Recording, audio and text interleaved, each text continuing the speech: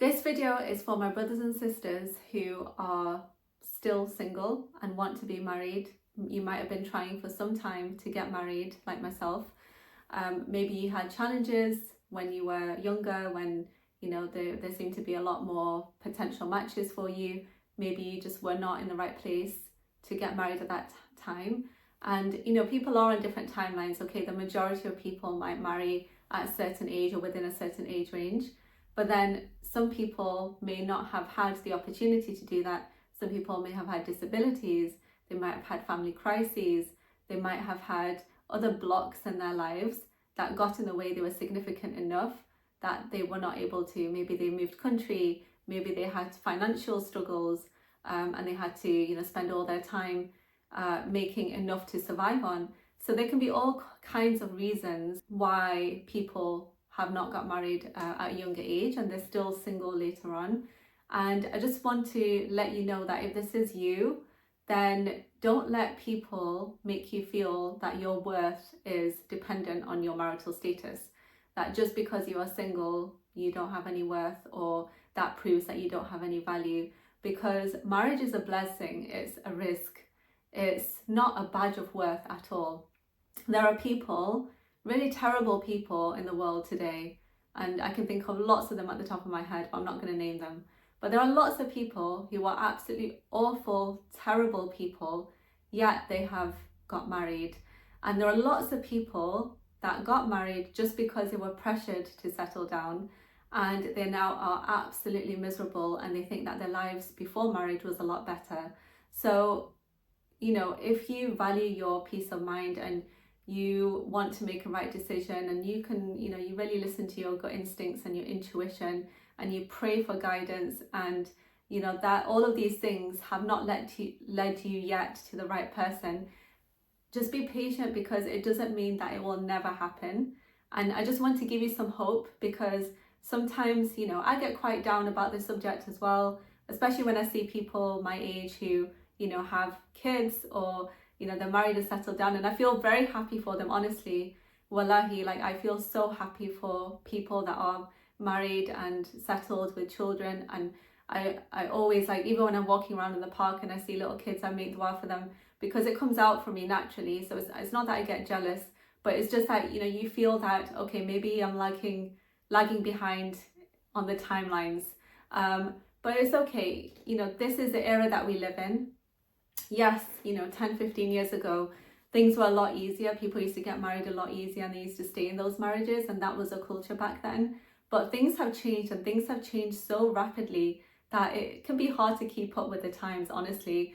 And so, don't be too hard on yourself, and try not to feel like you're a failure.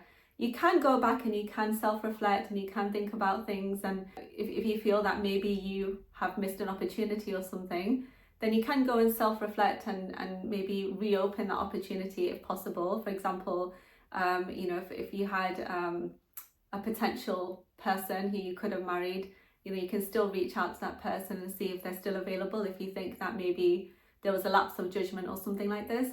But what I want to do is just try and give you some hope, and remember that hope is what we live for. So don't ever feel that you are defeated, or that life is not living because you have not, you're not aligned with everybody else in your circle who may have this one blessing that you don't have. And people have internal and external pressures anyway to move through different stages of life. I remember that I once had somebody, an elder person in the community, who was really trying to force me, when I was at one of the lowest points in my life. He was trying to force me to marry someone who I was not interested in marrying. And that was when I was looking after my dad when he was terminally ill. And it was a nice thing to do. And it wasn't a nice thing to experience. So I didn't give in to that pressure. I didn't cave in, because, I'd already made so much dua to Allah over the years that when I meet the right person, then, make me clear in my heart and make it clear to me that it is the right person. And I pray that the other person also sees the same thing. So yeah, please don't beat yourself up. and don't feel that you are a failure. Just keep living your life as well as you can and just focus on doing good, because at the end of the day, we're going to be judged on our good deeds. We're going to be judged on our intentions and our actions and our good deeds in the hereafter. We're not going to be judged on our marital status. Yes, Allah has encouraged us to get married, not at the expense of our souls. So we shouldn't sell our souls to get married, and we shouldn't make the wrong decisions and destroy our lives either. So we have to be cautious about the pressures and how they affect us. And neither should we sink into the depths of depression where, you know, we feel that we are unable to do anything, or, you know, we feel called to inaction because this one thing hasn't happened. So yeah, I just wanted to give you hope, because, you know, I've been there. I get ups and downs, and sometimes I'm like, oh, what am I doing wrong? And I'm my worst critic. So yeah, I hope that this will give you some strength at a time when you might need it. I'm praying that this video reaches the right people, and you know, Allah knows best who those people are. I really hope that may Allah give you and grant you the perfect spouse for you, someone who is your soulmate. You know, Allah has written in the Qur'an that He created us in pairs, and that He has created for us our soulmate. So inshallah, I pray that you will find yours, and I pray that I will find mine. And please make dua for me too, that it happens for me at the right time and with Allah's blessing. And in the meantime, we keep living, we keep doing good, and life is short. So, you know, when we stand up on Judgment Day, like, we want to stand up feeling that we've spent our time on earth wisely, and we spent it in the right ways, and we've done the right thing, we've made the right choices. And if we have erred, so if we do wrong, then, you know, we correct our ways and we come onto the right path.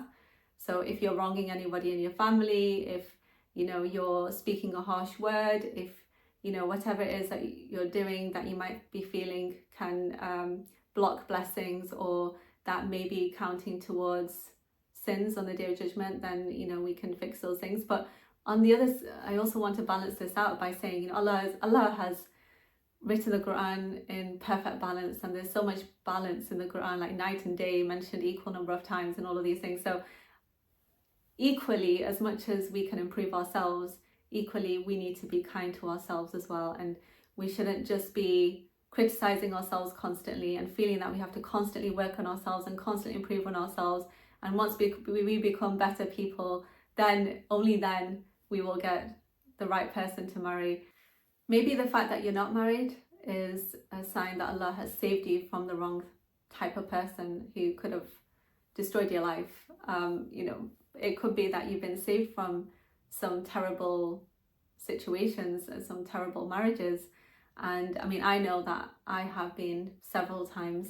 And also, you know, I'm often reminded of the story in Surah Kaf, you know, where Khidr follows Musa alayhi salam, and he comes across many different people, and he's guided by Allah, so he knows what to do. But sometimes the decisions that he makes and the things that he does, they're not understood even by the Prophet who's with him. Like, he does things that he knows is for the best, but other people around him don't know.